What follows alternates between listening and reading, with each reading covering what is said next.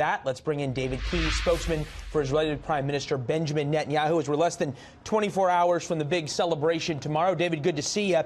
Let's look beyond tomorrow. Big celebration planned by the Prime Minister and Israelis. Palestinians aren't going to be happy about it. They plan major protests. Let's look towards Tuesday and forward. How does this change things? Well, it changes things in two fundamental ways. First of all, it restores the balance of truth to this region. It recognizes one of the most ancient and one of the most obvious truths that there ever was, and that is that Jerusalem is the capital of Israel. It has been the capital of the Jewish people for 3,000 years, the capital of the state for 70 years. And it's high time that the rest of the world recognize it as well. It also, frankly, advances peace in a very major way, because peace cannot be built on a foundation of lies. Peace has to be built on a foundation of truth. And this is the first time in a very long time where where the truth is being said about Jerusalem, about Israel, about this region. And that's precisely why I think it's a wonderful step towards peace. That is an analysis that I have not quite heard from, shall we say, the Palestinian side, who says that they're going to walk away essentially from the negotiating table and return. Some would call it violence, others would call it protests, whether it be in Gaza or on the West Bank. We know the IDF is ready for whatever comes this week, they say. Does them walking away really matter to your government? Well, sure, it matters. It makes peace a lot harder to attain. But the Palestinian leadership, unfortunately, has walked away a long time ago. They've said no to every single one of our overtures to meet for negotiations.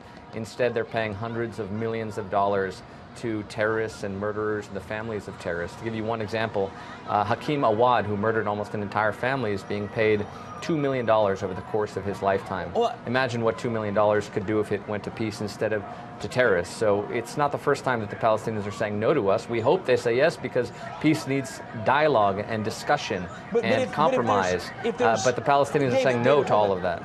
But David, if there are events that happen that your government pushed for, which was this move from Tel Aviv to Jerusalem, and now you're saying that because of this move, the Palestinians have done something that makes peace harder to come by. How can you have it both ways? Well, it's not both ways. They actually said no to peace long before the embassy was moved to Jerusalem. So how does it make peace easier? I've been with the Prime Minister. Well, it makes peace easier because the rest of the world can finally say to the Palestinians, it's time to get real, that this is the capital of Israel, that it's not going anywhere, that it will be the capital of Israel. But so long as the world and the Palestinians entertained fantasies that maybe the capital is not in Jerusalem. I ask you, right behind me is the Knesset, the seat of government, and the Supreme Court, and the Prime Minister's office, and the Foreign Ministry, all here in Jerusalem. So it actually, for the very first time in a long time, tells the rest of the world this is exactly where the capital is, and it's time to get real. I've stood where you are many times, and I appreciate you staying focused with the sounds of what is Sunday night in Jerusalem behind you. So by way of explanation to our viewers, move on now to the issue of Iran, who doesn't seem to want peace with anybody, be it the attack on Israel from Syria a couple of days ago, or them chanting death to America in the streets on Friday. Take a listen to the Secretary of State on Fox News Sunday earlier. Get your reaction.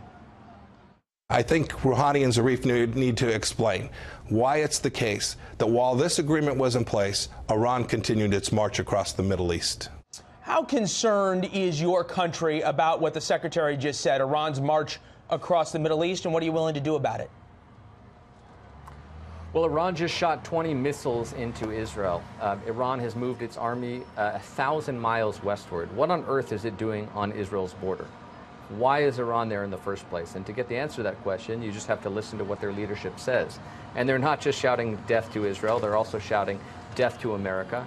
And they've said over and over and over again, we will annihilate the state of Israel.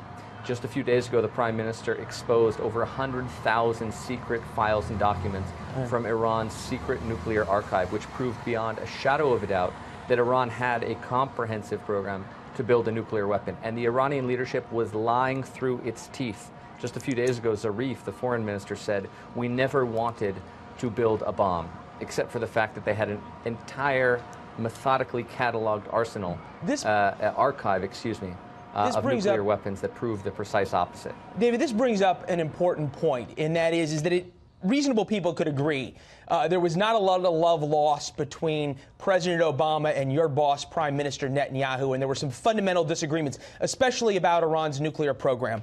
What is it like now to have an administration that is so supportive of Israel, so supportive of your actions against Iran, and in lockstep? Well, let me just say that the relationship between the United States of America and Israel truly has never been stronger than it is today. And this is a profoundly important week, both the recognition of Jerusalem as the capital, the moving of the embassy, and the ending of the Iran nuclear deal, which put Iran on a path towards an arsenal of nuclear weapons. And had that deal been allowed to continue, Iran would have been well placed to have a massive amount of enriched uranium for one singular purpose: the destruction of Israel. And I know that America is such a strong ally of Israel, and frankly, it couldn't stand by and let that happen. And so there's been a tremendous convergence, not just of interests and of values, but of a way of seeing the Middle East today. Okay. And it's no doubt that Iran remains the biggest threat to peace in the entire Middle East. And it's important that the entire world and everybody who cares about peace and human rights and justice work to change the policies of this dangerous regime in Tehran. Well, and noteworthy now in a change, there are so many Arab countries that agree with the sentiment that Iran now is the biggest threat to peace, whether it be the Saudis or some of the Gulf states as well. David Keyes on a Sunday night in Israel. We know you got a big day ahead of you tomorrow. Appreciate you being with us, sir. All the best. Thank you very much for having me.